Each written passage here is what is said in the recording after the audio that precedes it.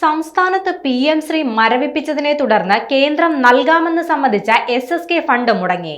ആദ്യ ഗഡുവായി നൽകാമെന്ന് പറഞ്ഞ പണമാണ് മുടങ്ങിയത്. ആദ്യ ഗഡുവായി 320 കോടി കഴിഞ്ഞ ബുധനാഴ്ച നൽകുമെന്നായിരുന്നു കേന്ദ്രത്തിന്റെ അറിയിപ്പ്. PM-ശ്രീ മരവിപ്പിച്ചതിന് പിന്നാലെ ഫണ്ട് തടഞ്ഞെന്നാണ് സൂചന. പാഠപുസ്തക പരിഷ്കരണം, വിദ്യാർത്ഥികളുടെ ഉച്ചഭക്ഷണം, വിദ്യാർത്ഥികൾക്കുള്ള സൗജന്യ യൂണിഫോം തുടങ്ങിയ നിരവധി വിഷയങ്ങൾ ഈ ഫണ്ടിനെ ആശ്രയിക്കുന്നുണ്ട്. കഴിഞ്ഞ 2022, 23, 24 കാലഘട്ടത്തിലെ ഫണ്ടാണ് ഇപ്പോഴും കിട്ടാത്ത സാഹചര്യമുള്ളത്. ഇത് കിട്ടാതിരുന്നിട്ട് പോലും വിദ്യാഭ്യാസ വകുപ്പ് ഇക്കാര്യങ്ങൾക്കൊന്നും ഇതുവരെ ഒരു മുടക്കമുണ്ടാക്കാതെ മുന്നോട്ട് പോയിട്ടുണ്ട്. എന്നിട്ടും ഈ ഫണ്ട് അനുവദിക്കാത്ത സാഹചര്യത്തിൽ ഇനി എങ്ങനെ മുന്നോട്ട് പോകുമെന്നുള്ളത് തന്നെയാണ് വിദ്യാഭ്യാസ വകുപ്പിന്റെ ആശങ്ക.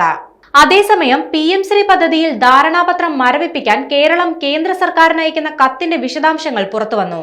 Chief secretary K. ജയതിലക് കേന്ദ്ര വിദ്യാഭ്യാസ വകുപ്പിന് അയക്കാനിരിക്കുന്ന കത്തിലെ വിശദാംശങ്ങളാണ് പുറത്തുവന്നത്. മന്ത്രിസഭാ തീരുമാനമനുസരിച്ചാണ് കേരളം കേന്ദ്രത്തിന് കത്തയക്കുന്നത്.